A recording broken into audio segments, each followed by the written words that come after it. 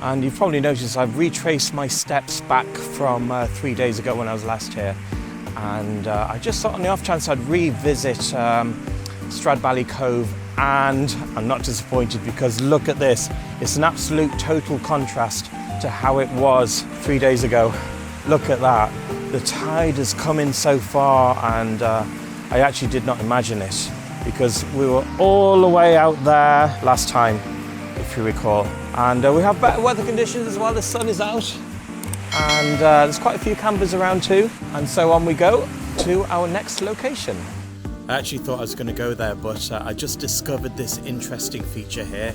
It's a lime kiln, and as there's no limestone in the area, it had to be brought in by boat from Dungarvan, and it was then burnt in kilns like this to provide lime that fertilised the land. So let's go up to the top of it and have a look. You have me running around everywhere today, but it's all good fun. Here we go, let's take a closer look at the top of it. Green grass, and it looks like someone has tried to start their own fire.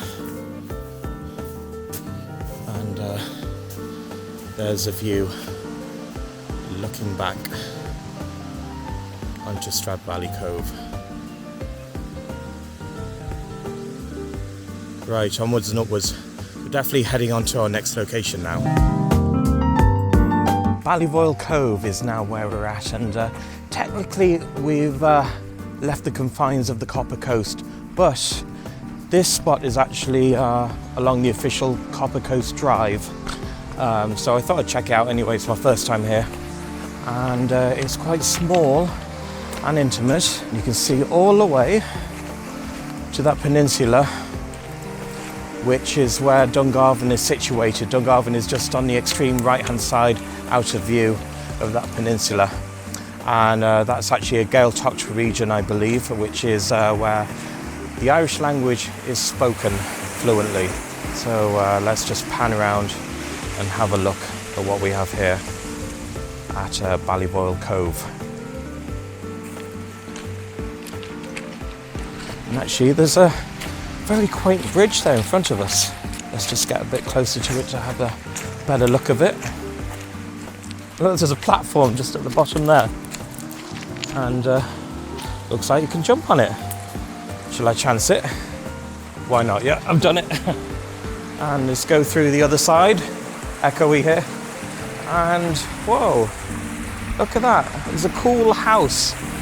So whoever owns that is quite lucky to have a view and such a lovely water feature at the bottom of it. Look, you can see some steps going down too. And here's a tunnel under the bridge as we head back onto the beach there.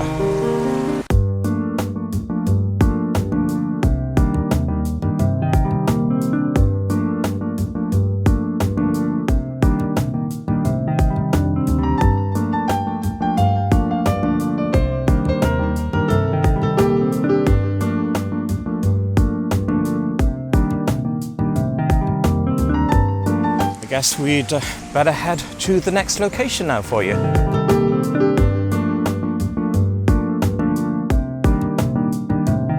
And we've gone a little bit inland now because I thought I'd show you the Waterford Greenway, which came about in 2017. And it uses the old disused railway line all the way from Waterford City to Dungarvan. And I've never set foot here before, so it's as new a place as most of you watching this, and it's full of walkers like myself, maybe the odd vlogger, but I just look left and right because there's cyclists and that as well. And just have a look. That's looking down that way. It's actually Durrow car park where we're at, so that's the best place to find it. And we're going to walk up to the viaduct and have a look and see what's down there. And there's also a tunnel as well. We're actually maybe a couple of miles from Boyle Beach where we were at in the last scene.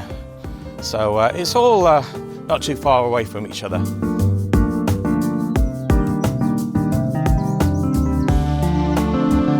And as we're walking along the Greenway, it's handy that we come across these mile markers just to let us know how we're progressing.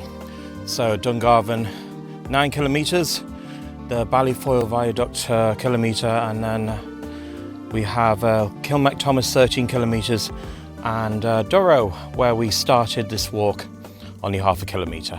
And another thing to look out for on either side of the walkway, these little fairy structures, very quaint, and they're dotted all over the walkway, so they're very easy to spot.